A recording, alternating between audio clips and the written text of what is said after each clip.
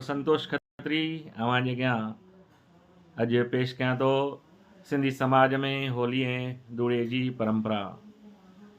अगरि असां सिंधी समाज में होलीअ जी परंपरा जी ॻाल्हि कयूं त सिंधी समाज में होलीअ जूं तयारियूं फगुण महीने जे साईं अठे ते शुरू थी वेंदियूं आहिनि। या पहिरें ज़माने में सिंध में फगुण जे साईं अठे ते असांजो समाज होलीअ जी तयारियूं शुरू कंदो हुयो। ख़ासि करे सिंध में जेके असांजूं जाइफ़ूं आहिनि, छोकिरियूं आहिनि, उहे पहिरीं राति खां ई चौकनि ते या खुलियल मैदाननि में वञी करे सिंधी छेॼ हणण सां गॾोगॾु नचंदियूं ऐं टपंदियूं हुयूं। होलीअ जे मौक़े ते ख़ासि करे हीअ असांजूं मातृशक्ति गीत पिणु ॻाईंदियूं हुयूं ऐं नोड़ीअ रांदि जंहिंखे असां नोड़ीअ ते टिप ॾियणु चवंदा आहियूं या वांझवटी रांदि बि कंदियूं हुयूं। हिन मौक़े ते मर्द पिणु राति जो पंहिंजे धंधे वापार खे बंदि करे घरु अची मानी रोटी खाई करे टोलियूं ठाहे करे खुले मैदान ते या चौकनि ते वांझवटी जंहिंखे वांझी चवंदा आहियूं उहे रांदियूं खेॾंदा हुआ। हिन रांदियुनि जो जेको सिलसिलो आहे उहो असुर ताईं हलंदो हुयो ऐं ख़ासि करे असांजे होलीअ जे ॾिण ते जेके असांजूं मातृशक्ति आहिनि उहे मातृशक्ति संझा जो छेणनि जी बाहि ते टिकियूं या जंहिंखे असीं रोट चवंदा आहियूं उहे रोट पचाए करे उनजी पूॼा कंदियूं हुयूं ऐं अॼु बि उहा पूॼा कबी आहे। पर अगरि सिंध जी ॻाल्हि कयूं त सिंध में जंगल मां गांइ जे सुकल छेणे खे खणी करे घरु अची करे उन जा टुकड़ा करे रखिया वेंदा हुआ। उन्हनि टुकड़नि मां हिकु छेणे जो टुकर पंहिंजे महाराज जे घरु खणी वञिबो हुयो ऐं उन जेको छेणो आहे उन छेणे जो हिकु टुकर ब्राह्मण जे घर मां ॿारे उन ॿरियल छेणे सां घर में रखियल छेणनि जे ॿियनि टुकड़नि खे फूक हणी करे ॿारिबो हो। हिन में घर जी कंहिं बि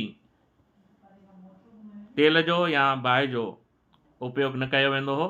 ब्राह्मण वटां जेकी छेणे जो टुकर बाहि मां ॿारे करे खणी ईंदा हुआ उन ई टुकर सां छेणनि खे ॿारिबो हो ऐं छेणनि जे टुकरनि जी जेकी बाहि आहे उहा मचण बैदि घर जे सभिनी भातियुनि जी ॻणप अनुसार हिकु वधीक जेको रोट आहे या टिकी आहे उहा कबी हुई। मतिलबु घर जा भाती अगरि 5 आहिनि त उहे 5 ऐं हिकु वाद जो टुकर वाद जो रोट या वाद जी टिकी करे मतिलबु 6 जेके रोट आहिनि उहे 6 रोट पचाइण जो रिवाजु असांजे सिंधी समाज में आहे। जेके रोट ऐं टिकियूं आहिनि उन्हनि जी अगरि ॻाल्हि कयूं त रोटनि ते चइनी पासनि खां सोटी धाॻो ॿधिबो आहे ऐं हिननि रोटनि जी हिकु ख़ासि ॻाल्हि इहा आहे त हीअ केतिरा बि सड़ी वञनि पर उन ते ॿधल जेको सोटी धाॻो आहे उहो कॾहिं बि न सड़ंदो आहे, उहो उहं ई जो उहं ई रहंदो आहे।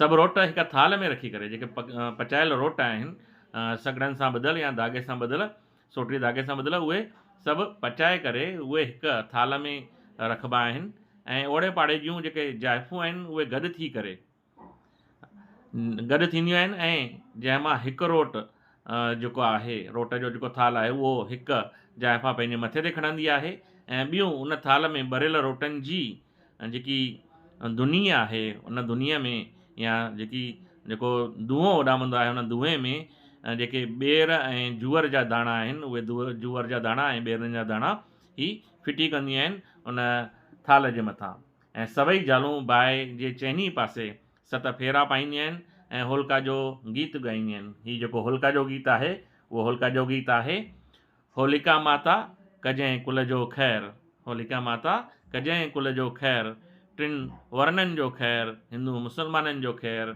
देश परदेस जी कजांइ रक्षा, सभिनी खे वधाइजां विजाइजां, सभिनी खे वधाइजां विजाइजां। अहिड़ो गीत ॻाए करे हू होलिका माता जो जेको प्रसाद आहे या जंहिंखे जो होलिका माता खे हिन गीत सां प्रसन्न करे होलिका माता जो जेको प्रसाद आहे उहो प्रसाद पिणु पाण में विराईंदियूं आहिनि ऐं ख़ासि करे जेकी होलिका माता जी बाहि ॿरंदी आहे। उन बाहि खे हू 7 फेरा ॾींदियूं आहिनि।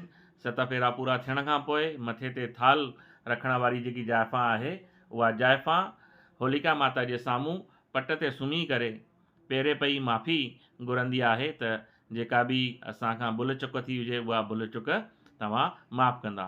ऐं पुराणी रीत ऐं परंपराउनि जे मुताबिक़ होलिका जी जेकी रख आहे, उहा रख में ख़ासि करे उहा जेकी रख आहे, उहा रख घर में ऐं ख़ासि करे कमरनि जे जेके कुंड कड़श आहिनि, उन्हनि कुंड कड़शनि में उहो छिड़किबी आहे, जीअं घर खे का बि नज़र न लॻे।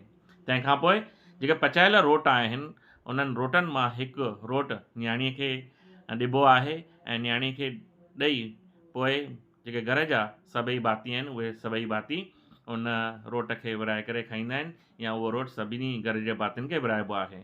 इहो होलिका जो प्रसाद हूंदो आहे, जंहिंखे घर जो हर को भाती खाईंदो आहे। त अहिड़ी तरह असांजे सिंधी समाज में होलीअ जो हिकु रीत आहे, होलीअ जी हिकु परंपरा आहे। ऐं होलिका माता खे असां प्रसन्न करण लाइ होलिका जो जेको छेणो आहे, उहो छेणो ब्राह्मण जे घर मां अची करे ॿारींदा आहियूं। उनखां पोइ ईंदो आहे धूड़ियो, जेको ॿियों ॾींहुं, जंहिंखे असां धुली वंदन बि चवंदा आहियूं हिंदीअ में, पर सिंधीअ में असां छा चवंदा आहियूं हुनखे, धूड़ियो। ऐं होलीअ जे ॿिए ॾींहं ते ख़ासि करे अगरि तव्हां ॾिसंदा त कुदरत सां पंहिंजो पाण ई धूड़ ऐं दुधड़ उॾामंदी आहे। ऐं इन करे ई होलीअ जे ॿिए ॾींहं खे असीं छा चवंदा आहियूं, धूड़ियो चवंदा आहियूं। ऐं सिंधीअ में होलीअ जे ॿिए ॾींहं ते ख़ासि करे पुसियल केसर वारो पाणी, उन पाणीअ सां इहो धूड़ियो असीं सिंधी समाज में वारा मल्हाईंदा आहियूं। या पहिरियों सिंध में असीं पुसियल केसर जो जेको पाणी आहे, उन पाणीअ सां असां धूड़ियो मल्हाईंदा हुआसीं। छो जो इहो पाणी सिहत जे ख़्याल खां को बि नुक़सानु पहुचाईंदड़ न आहे। हीउ जेको केसर वारो पाणी आहे, उहो असांजे शरीर खे, शरीर जे कलर खे, रंग खे अञा गोरो कंदो आहे। इन करे असीं केसर वारो पाणी छा कंदा आहियूं, उन पाणीअ सां धूड़ियो खिलंदा आहियूं। छो जो इहो पाणी कीअं आहे, नुक़सान वारो न आहे। ऐं इन खां सवाइ गुलाल जी पिणु होली मल्हाइण जो रिवाजु असांजे सिंधियुनि में ॾिसण में अचे थो, ऐं जो ॾिसणु ईंदो आहे। सिंधियुनि में अगरि असीं सिंध जी ॻाल्हि कयूं, या पहिरीं या हाणे पिणु होलीअ जे ऐं धूड़ीअ जे मौक़े ते घर में गीहर, पुलाव, पकोड़ा ठाहिण जो रिवाजु आहे। ऐं सभिनी खे ॼाण आहे कि असीं हिक ॿिए खे गीहर खाराए करे ख़ासि करे असीं धूड़ियो मल्हाईंदा आहियूं, होली मल्हाईंदा आहियूं। हिन मौक़े ते अचण वञण वारा जेके आहिनि, जेके घर में महिमान ईंदा आहिनि, उन्हनि महिमाननि खे पिणु असीं गीहर ऐं पकोड़ा खाराईंदा आहियूं ऐं उन्हनि खे होलीअ जूं ऐं धूड़े जूं वाधायूं ॾींदा आहियूं।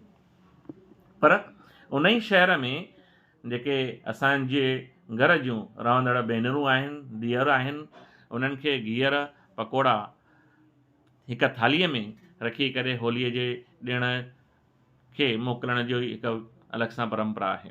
ऐं ख़ासि करे धूड़े जे ॾींहुं टिकाणनि, मंदरनि या पंचायतुनि जे भवननि में सिंधी पंचायतुनि पारां ड्रमनि में, बाल्टियुनि में मिठो पाणी भरे करे उन्हनि में मामूली भंग घोटे करे विझी छॾिबी आहे, जंहिंखे असीं सुकी सेवा करे चवंदा आहियूं। ऐं हीअ सुकी सेवा प्रसाद जे रूप में पियारण जी परंपरा असांजे सिंधी समाज में पहिरीं हुई।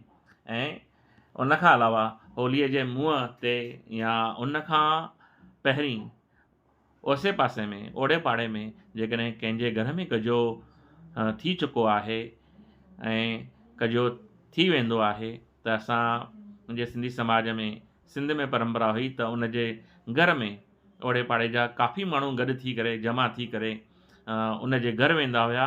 ऐं उन माण्हूअ जे घर ख़ासि करे मर्द